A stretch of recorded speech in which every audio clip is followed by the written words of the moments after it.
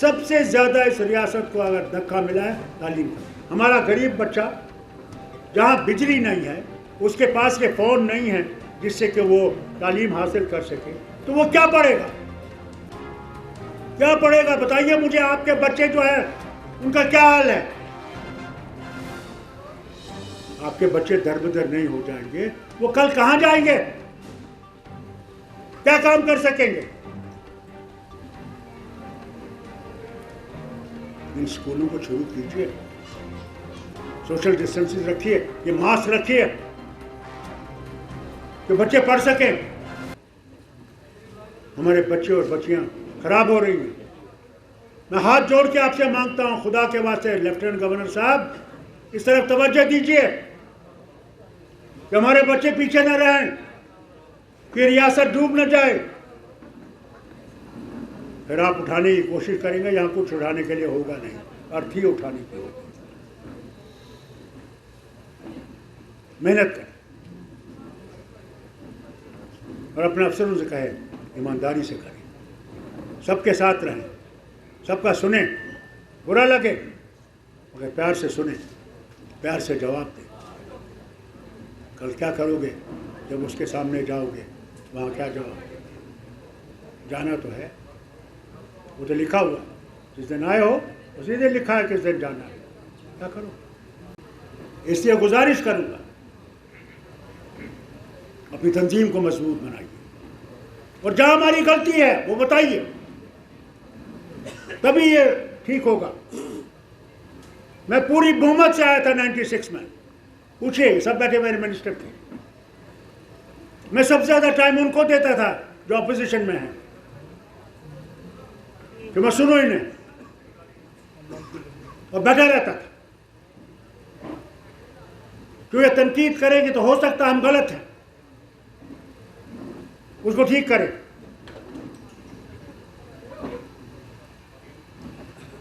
बल्कि 2 मेंबर आए, उन्होंने कहा जब हम नेशनल कॉन्फ्रेंस में जाना चाहते हैं। मैंने कहा मत आइए,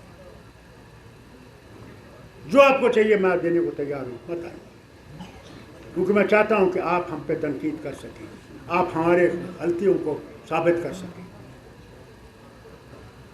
आज वो ज़माना नहीं रहा, आज तनकीद का ज़माना नहीं रहा। आज ये कहते जाइए हम क्यों ना डूब रहे हों, कहीं नहीं जना हम तैर रहे हैं, हम क्यों ना मर रहे हो, कहीं नहीं जना हम जिंदा हैं।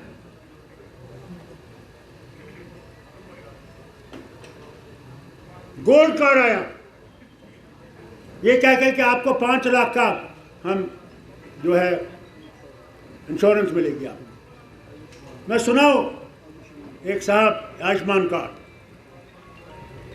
एक आदमी बंबई में बीवी का इलाज करा कैंसर का,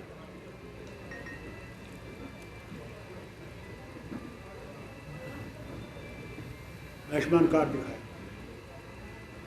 दिल्ली में अभी यहीं के एक डॉक्टर साहब एक बड़े अस्पताल में लाकर जगह मेरा आयुष्मान कार्ड। फिर फायदा क्या इसका? एक को दिल की मशीन फिट करनी थी, उसने कहा भैया अच्छी से मशीन फिट करो, वो मशीन मत फिट करो जो मुझे फिर 1 साल में वापस आना पड़े, मेरा दिल बैठ जाए। क्योंकि 5 लाख का कार्ड है, 2.5 लाख की मशीन लगा कि मैं चल सकूं। डॉक्टर कहने लगा नहीं जी मैंने यही लगा दी। मैंने फ़ोन किया, मैंने कहा डॉक्टर साहब मेरे आयुष्मान कार्ड है क्या? अगर इसके लिए आप वो नहीं लगा सकते तो फिर ये तो बेकार की चीज़ है।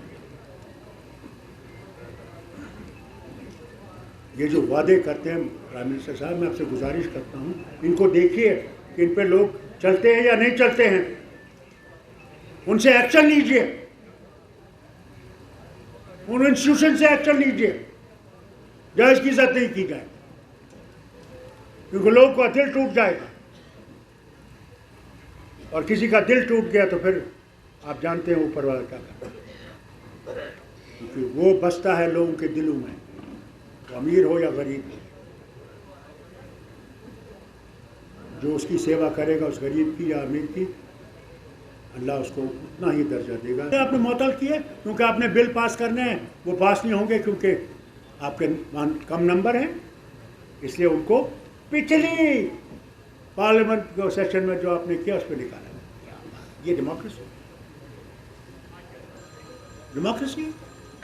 अफसोस, अल्लाह करे कि वो वक्त आए कि ये इधर बैठे और हम इनको डेमोक्रेसी दिखाएं कि हम आपको सुनना चाहते हैं और आप बोलिए जो बोलना चाहते हैं।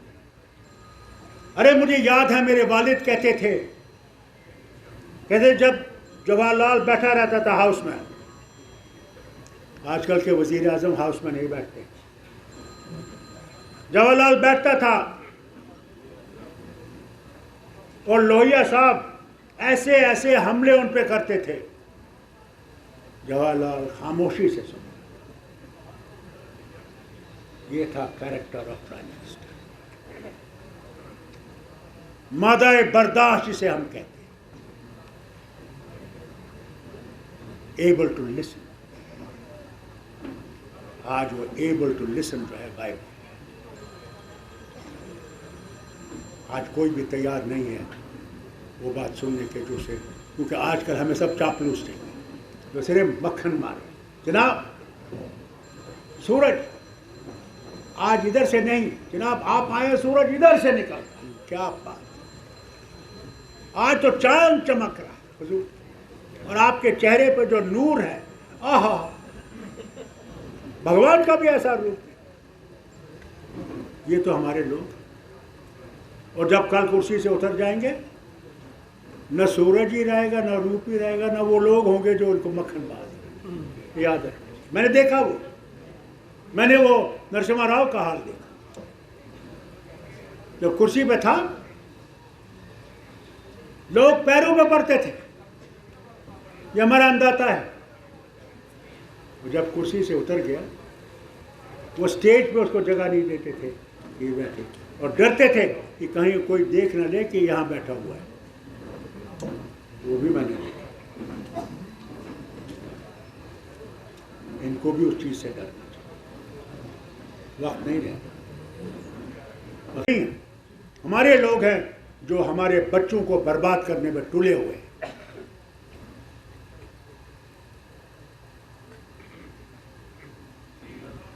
यहाँ पे शराब वालों के ठेके थे, मैं शराब नहीं पीता, मगर जो पीते हैं मैं उनको रोक भी नहीं सकता। अगर इनके ठेके थे, कभी अगर मुझे एक भी ठेकेदार बोले कि फारूक अब्दुल्ला या नेशनल कॉन्फ्रेंस को एक पैसा दिया हो तो मैं इस कुर्सी से उतरने के लिए तैयार बैठा, मगर निकाल दिया। क्यों निकाला? क्योंकि नए लाने थे, उनसे ये लेना था, और जो बेचारे बाकी थे वो 8 हमारे वो बर्बाद हो गए, उनके घर बैठ गए। क्या है ये लोगों की हुकूमत, क्या लोगों की सोचते हैं? आज तो खुद कविंदर गुप्ता जी कहते हैं कि यहाँ पे ये जो अफसरशाही है, इस अफसरशाही को ख़त्म करो, नहीं तो यहाँ के लोग बर्बाद हो गए। खुद मीडिया जानता है, मैं भी देखता हूँ कविंदर जी कितना ये सुनते हैं आपका, आप तो इन्हीं के आदमी हो। हर तरफ से तानाशाही, फोन उठाने के लिए अफसर तैयार नहीं। मैं तो 60 साल तक रहूंगा इस कुर्सी पर, तुम तो आज एमएलए बन जाओगे, 5 साल के बाद गायब हो जाओगे। इसको बदलाना है। लोग मालिक हैं, अफसर मालिक नहीं है, लोग मालिक हैं। ये कभी भूलिएगा नहीं। हिंदुस्तान के उन लोगों ने जो इसने संघर्ष किया आज़ादी से, अंग्रेज़ों से निकलने के लिए, उसने इसीलिए संघर्ष नहीं किया कि हम कुर्सियों पर बैठेंगे। उनने संघर्ष किया और अपनी जानें दी। कभी जलियांवाला बाग नहीं भूलिएगा, कभी भगत सिंह और उसके साथियों को भूलिएगा नहीं। कितने ही ऐसे हैं जिनने कुर्बानियां दी कि एक दिन हम इन अंग्रेज़ों से निजात मांग सकें, मगर इसलिए नहीं कि वो चले जाएंगे और दूसरे अंग्रेज यहाँ बैठ जाएंगे, इसलिए नहीं किया। नारा मारते हैं कि हम डेमोक्रेसी को मजबूत करेंगे। कौन सी डेमोक्रेसी? कौन सी? हम बचने चाहिए, देश देखा जाएगा। इसकी तरफ सोचें। और आपको इस जमात को मजबूत करना है तो उसके लिए संघर्ष करना है, अपने हक के लिए संघर्ष करना है, नहीं तो आपके बच्चे दरबदर होंगे और आप कभी भी अपनी आवाज बुलंद नहीं कर सकते। इसके लिए आप पे काम करना, हिम्मत करनी। और मैं बाबू रामपाल जी को मुबारक करता हूं कि एक नई चीज हमने शुरू की जो हमें बहुत पहले करनी चाहिए थी, मगर शुरू है। कहते हैं बेटर लेट देन नेवर, देर आए दुरुस्त आए। शुक्र है एक चीज बनी, और अब मैं उम्मीद करूंगा कि आपके साथी जो आपके साथ जुड़े हुए हैं वो इसको और मजबूत करेंगे और इनमें ये भर देंगे, कि जज्बा भर देंगे। आज डोगरी बोलने वाले खत्म हो गए, बड़े नारे मारते थे डोगरा देश, कहां गया वो? आपसे भी कहूंगा आगे से आप कन्वेंशन करें, डोगरी में बात करवाई, डोगरी में रेजोल्यूशन लाई। यही हमारा मकसद, क्योंकि पहचान आपकी है डोगरी। पंजाबी भी यहां पे हैं, आपकी पहचान पंजाबी है, मगर आप इस रियासत के एक हिस्सा हैं। इस चीज को याद रखिए। मैं जब आया था मैंने पहली चीज यही की थी कि जबानों को फिर से उभारे। कश्मीर में हम लोग अंग्रेजी बोलते, जैसे हमारे माँ बाप अंग्रेज थे, अपनी जबान नहीं बोलते। किसी बच्चे से पूछे कश्मीरी आती है, जवाब देगा no no no, I am now only English, जैसे उसका बाप वहां से आया होगा। यार आपकी पहचान है तो डोगरी है, उसको मजबूत कीजिए। पहाड़ी है, पहाड़ी मजबूत कीजिए। गोजरी है, मजबूत कीजिए। हमारे यहां गुरेज वगैरह में शीना बोलते हैं, उसको मजबूत कीजिए। हर जबान जो है वो प्यारी है, कोई जबान देश की दुश्मन नहीं है। ये समझते हैं कि अपनी जबान दुश्मन है, नहीं है। जिसको अपनी जबान नहीं आएगी वो किसी काबिल नहीं है, उसकी तरफ तवज्जो दें। और ये नशे वाली दवाएं जो बेच रहे हैं उनको पकड़ के पुलिस के हवाले करें। क्यों? हम जहाज लाइए, रूस से जो भी आप ला सकते हैं लाइए, उससे आप देश को नहीं बचा सकते हैं। देश को बचा सकते हैं तो ये लोग बचा सकते हैं जो देशवासी हैं, ये कुर्बानियां देते। इनके बच्चे हैं जो आज बॉर्डर्स पे हैं, लड़ रहे हैं उस सर्दी में जहां 20 माइनस डिग्री है, 30 माइनस डिग्री है। आज एक तरफ से चीन का मुकाबला कर रहे हैं, दूसरी तरफ से पाकिस्तान का मुकाबला कर रहे हैं। खड़े हैं, हिल नहीं रहे। क्या उनके आंसू आपको दिखते हैं कि देश का क्या हो रहा है, किस तरफ देश जा रहा है? इलेक्शन जीतने के लिए लानत है, ऐसे इलेक्शन जीतने के लिए जहां आप इंसान को इंसान से लड़ाएंगे। ऐसा इलेक्शन होना नहीं चाहिए। इलेक्शन लड़ना है तो अपने कामों पे लड़िए। आपने किया क्या? राम को लाते, हमने राम जी का मंदिर बना दिया। मैं कल मस्जिद बनाऊंगा, मैं कहूंगा मैं मस्जिद बनाई है, मुझे वोट दो। नहीं,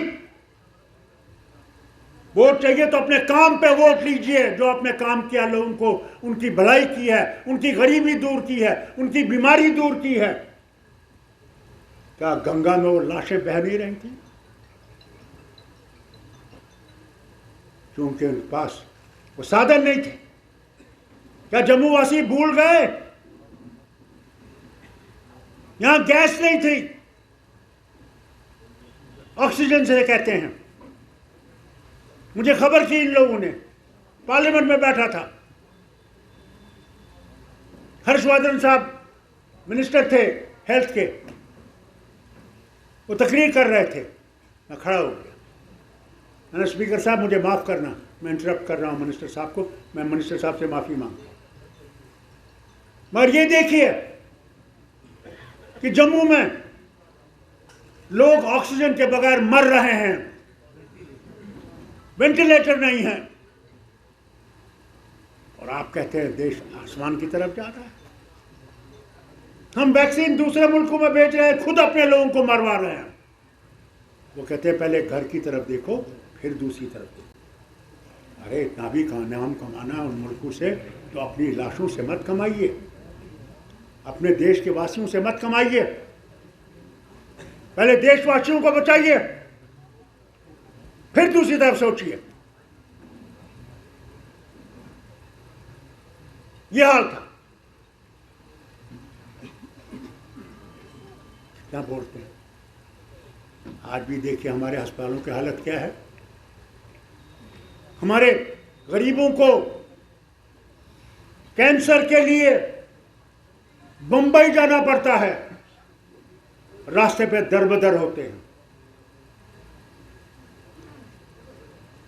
कब यहाँ पे वो वक्त आएगा कि यहाँ पे कैंसर इंस्टीट्यूट आएगा। ये जो बड़ा अस्पताल आप देखते हैं, ये नेशनल कॉन्फ्रेंस और शेरी कश्मीर की देन है। कभी भूलिए मत, बोलिए इनसे, ये जो आज दना रहे हैं, पूछिए।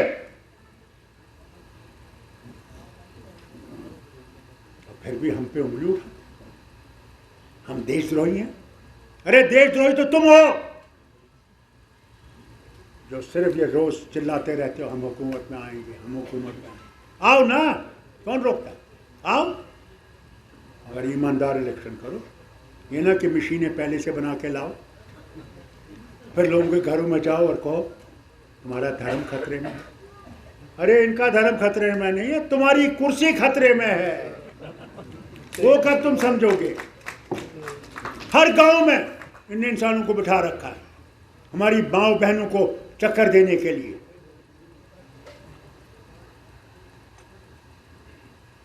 ये देश हम सबका है, ये सिर्फ बीजेपी का देश नहीं है, हर एक इंसान का देश है ये, और हर एक इस इंसान के लिए, देश के लिए कुर्बानी देने के लिए तैयार है।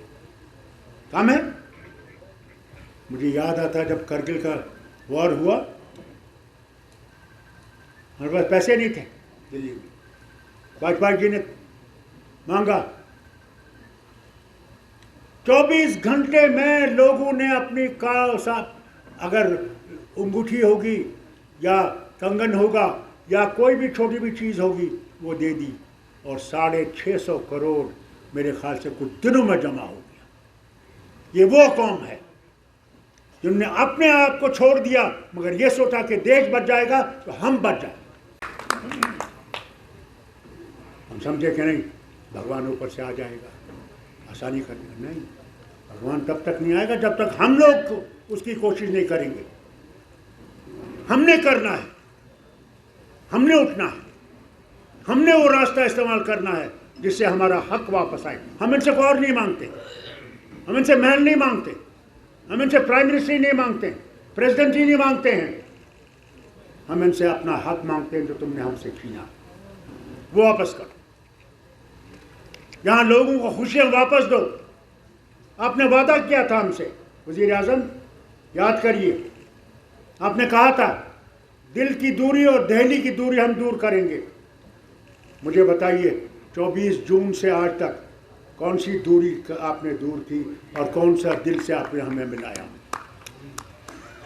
बताइए, यहाँ के लोगों को बताइए। झूठ बोलने के लिए तो आपने बड़े लोग रख रखे हैं, वो तो रोज़ हर ना कोई ना मीडिया ये फेंकता रहता है। मगर नफरतें बंद करिए, नहीं तो देश नहीं रहेगा। ये जो नफरतें पैदा कर रहे हो, धर्मों की लड़ाइयाँ लड़ रहे हो, धर्मों की लड़ाइयाँ छोड़ो और कर्मों की लड़ाई लड़ो। और कर्मों की लड़ाई लड़ोगे तो हम आगे चल सकते हैं, नहीं तो कुछ नहीं होगा। हमारे पास इतनी बहुमत है, हम कुछ भी कर सकते हैं। क्यों ना देश को जमीन दोस्त कर दें, नहीं देखते हैं। अभी देखिए पंजाब में 50 किलोमीटर बीएसएफ के हवाले किए। क्यों? क्या उनकी पुलिस इस काबिल नहीं है कि वो उसको कंट्रोल कर सके? 5 किलोमीटर। अब वहां भी वैसा ही झगड़ा होगा जैसे आपने नागालैंड में देखा, जहां बेगुनाह मारे गए। उसका इंतजार कीजिए, ये भी होने वाला है। समझते नहीं, सोचते नहीं, बिला सोच समझ जो मर्जी है वो कर लेंगे। हाल देखिए उन किसानों के लिए उस वक्त, सलोत्रा साहब जानते हैं, हमने किसानों को खाद भी दी, हर चीज़ दिया जिससे किसान उठ सके। वो किसान उठ गया और हम लोग उनको बचा सके, उनके ख़ानदानों को बचा सके, अपनी रियासत को बचा सके।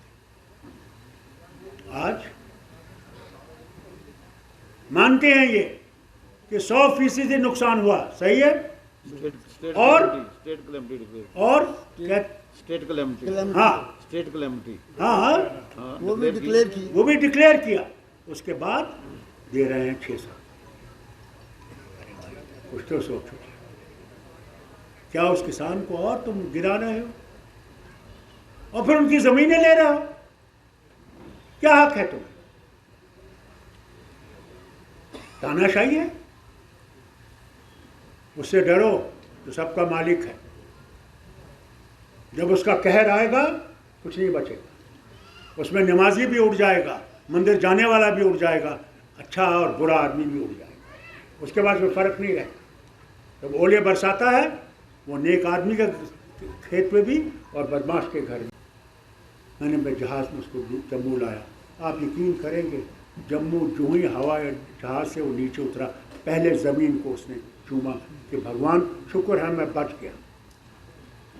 ये हाल था। और फिर ये ढींगे मारते हैं टूरिस्ट ये आए। क्या तूफान है? अरे सच तो बोलो कि हमारी हालत क्या है? सच बोलने से डरते हो? आज ईमानदारी से मैं कहता हूं, अगर कश्मीर जाएंगे आप जाइए, मैं आपके मीडिया से कहता हूं। और देखिए कितने बच्चे वहां पे हिंदुस्तान का नारा मारे गए जिंदाबाद। जरा देखिए, पहली गोली हमें मारी जो भारत के साथ खड़ी है, और रहेंगे, मरते दम तक रहेंगे। हम बर्दाश्त करेंगे जुल्म, क्योंकि हम जानते हैं कि वो एक दिन आएगा। जिस तरह मूसा आया और फिरौन को डुबो गया, सारी लश्कर डूब गई और बने इस्राइल को बचा के ले गया। इंशाल्लाह वो आएगा और हम लोगों को इस मुसीबत से निकालेगा। और झूठ, कितना झूठ। प्रेस वालों ये सुनो, जब कश्मीर में 7 हिंदू मारे गए, कश्मीरी पंडित डर के जम्मू अपने घर भाग के आए। ईमानदारी से कहता हूं कि हो सकता है हम भी शिकार हो जाएं। और हमारे लाट साहब क्या कहते हैं उस कॉन्फ्रेंस में जो दिल्ली में थी, कि कोई कश्मीरी पंडित वापस नहीं आया। इतना झूठ। अरे उस खुदा से तो डरो जिसके सामने तुमने भी जाना और मैंने भी जाना। वहाँ क्या कहोगे? अरे ऐसी हुकूमत को लात मारो और कहो कि मैं जा रहा हूँ, मैं झूठ नहीं बोलूँगा। इससे बेहतर सतपाल मलिक है, जो आज दन्ना के बोलता था किसानों के लिए। बोलता था या नहीं? इनको कौन सा सांप लड़ गया कि सच बोलने से? फिर कहते हैं टूरिज्म बड़ा चले। हजूर एक गोली टूरिस्ट को लग गई कि मैं भी देखता हूँ कौन टूरिस्ट आता है। पहले तो कोरोना वायरस ने हमारा सब कुछ बिठा दिया। माता के लोग आते थे, कितने आए? पहले तो जब हमारा 5 अगस्त को उठा के ले गए, कौन आया? मैं भी जब वज़ीर आला था कारगिल का वॉर हुआ, उस वक्त हमारे यहाँ 8 लाख लोग थे कश्मीर। हमारे पास जगह नहीं थी उनको रखने की, गाड़ियों में सो रहे थे। फिर हमारे लोगों ने, हमारे भी लोग जो है ना पैसा बनाने वाले, टैक्सी वालों ने कहा देखिए अब सड़कें बंद हो जाएगी, अब फौज आने लगी, आप ये बंद हो जाओगे। मैं ईमानदारी से कहता हूँ, मेरा एक दोस्त था, मुस्तफा जानता होगा उसको, चांदनी चौक का, बहुत अमीर करोड़पति। उसकी छोटी बेटी, उसको शुगर की बीमारी थी, जहाज नहीं आए, रोने लगा, मेरे पांव पे गिरा। वो अरबपति आदमी, मुस्तफा याद है? वो कहना डॉक्टर साहब हमें बचाइए। मैंने क्यों, क्या बात है, क्या? ये कह रहे हैं वो फौजें आएंगी, लड़ाई होगी, मेरी बेटी कहाँ जाएगी, मेरी छोटी बेटी है। हाँ, तो फर्क नहीं करता। इसलिए उसकी आफत से बचो और किसान की सोचो, इस गरीब बच्चे की सोचो जो बेकार, उसका बाप जिसने अपने पेट पे पत्थर रखा और अपने बच्चे और बेटी को पढ़ाया कि कल वो उसके घर को चला सके। आज वो बेटा अगर आज वो नशे में पड़ा हुआ क्योंकि वो देख रहा है कि वो अपने बाप को और माँ के लिए कुछ नहीं कर सकता, कुछ नहीं कर सकता। उनके आंसू देख रहा है, उनके अरमान देख रहा है टूटते हुए कि क्या हुआ इसको, कहां जाएगा। क्या इनको होश नहीं आ रहा? वहां घंटियां बज रही, होश करो। मैं कहता हूं होश करो। इसी तरह आनंद फानन, दरबार मुंह बंद। दरबार मुंह कोई जम्मू के लिए मेहरबानी नहीं थी या कश्मीर के लिए मेहरबानी नहीं थी। ये लोगों को इकट्ठे रखने की कोशिश थी महाराजा साहब की कि जम्मू और कश्मीर, एक तरफ से डोगरा कल्चर, एक तरफ से कश्मीरी कल्चर, एक तरफ से बुद्धिस्ट कल्चर, इनको जोड़ के रखी। जम्मू कश्मीर का दरवाज़ा है, कश्मीर लद्दाख का दरवाज़ा है। ये दरवाजे ही तोड़ना चाहते। आज जाइए देखिए किस तरह वो बेचारा गरीब दुकानदार यूं बैठा हुआ है, ये देख रहा कि कब कोई आएगा कि मैं 2 रोटियां इज्जत की खा सकूं। इनको वो भी ख्याल नहीं। बस राजा आएगा, राजा जाएगा, बाकी जाए या न जाए कुछ पता नहीं। बाद हम इसको पास करें।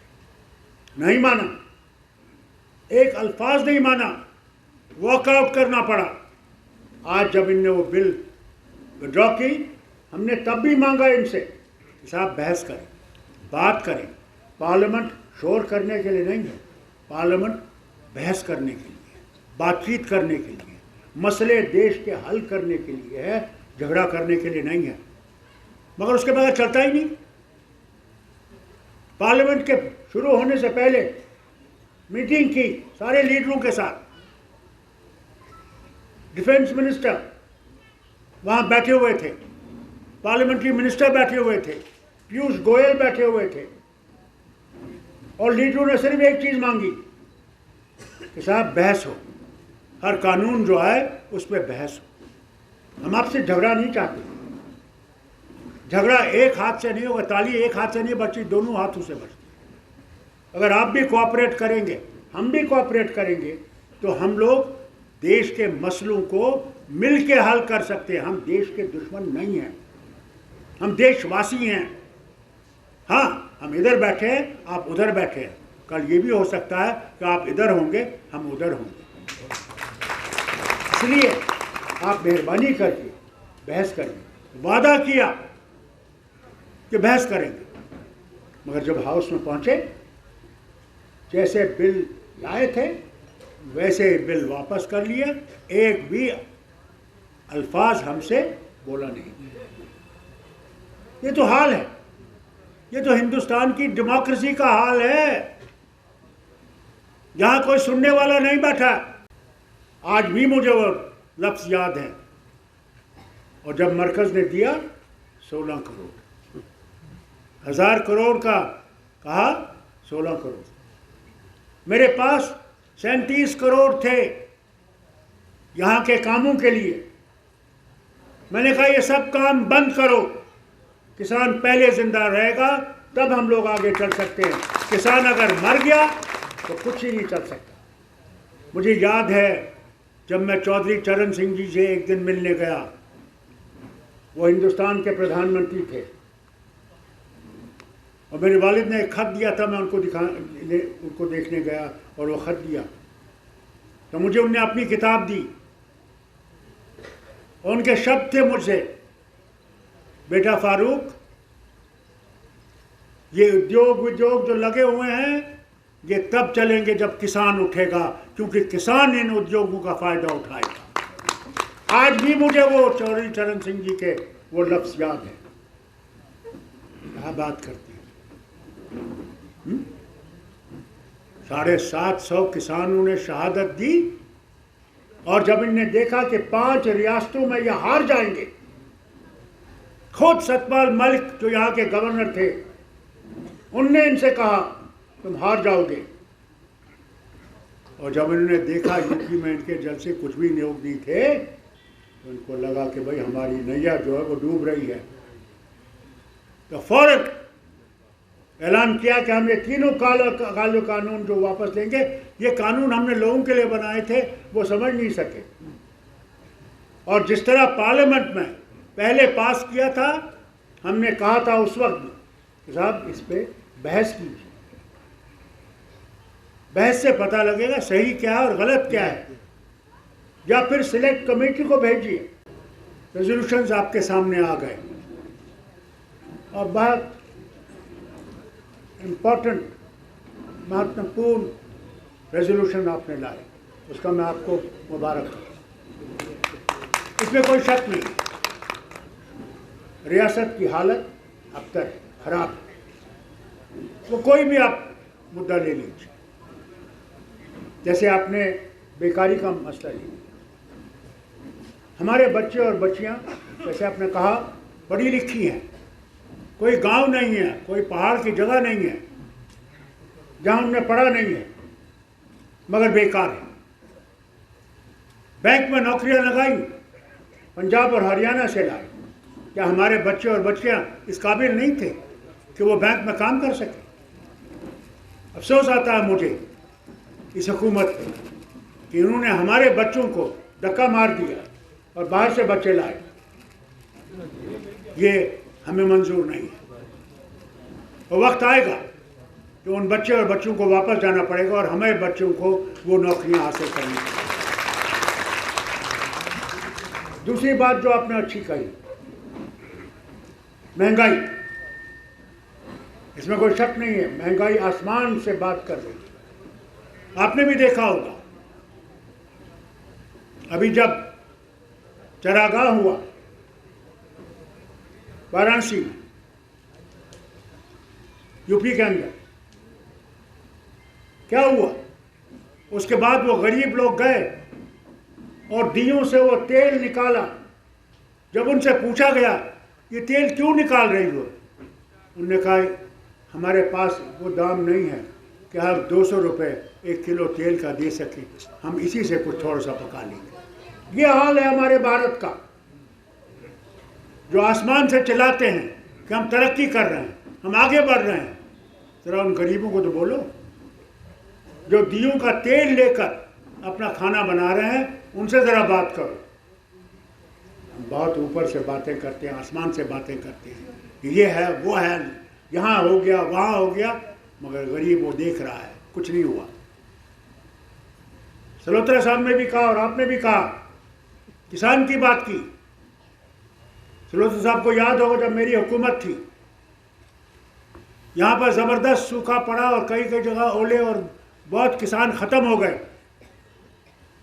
तो हमने सेंट्रल मिनिस्टर बुलाया, हेलीकॉप्टर रखा उसके पास, किश्तवाड़ से लेके सारा इलाका यहाँ दिखाया उनको और मुझसे कहा उनने जाने से पहले कि साहब, अगर आप भी अपने भविष्य को लेकर चिंतित हैं और बहुत सी सरकारी नौकरियों पर दांव खेल चुके हैं लेकिन अभी तक सफलता आपके हाथ नहीं लगी है, तो कैरियर अड्डा जम्मू कोचिंग इंस्टीट्यूट है आपके लिए बेस्ट ऑप्शन। कैरियर अड्डा जम्मू में हर कॉम्पिटिटिव एग्जाम में सफलता हासिल करने के लिए बेहतरीन तरीके से तैयार किया जाता है। कैरियर अड्डा जम्मू में फ्री कोचिंग का प्रावधान है, तो फिर देर किस बात की, जल्द कैरियर अड्डा जम्मू में आए और अपने सुनहरे भविष्य के लिए सोमवार से शुरू हो रहे जेकेपी, सब इंस्पेक्टर तथा अन्य सरकारी नौकरियों के बैचेस में अपनी सीट बुक कराएं। हमारा पता है Gurudwara road, opposite doctor Dara Singh clinic, Rehari Chungi, Jammu. GK update रहे हमारे साथ।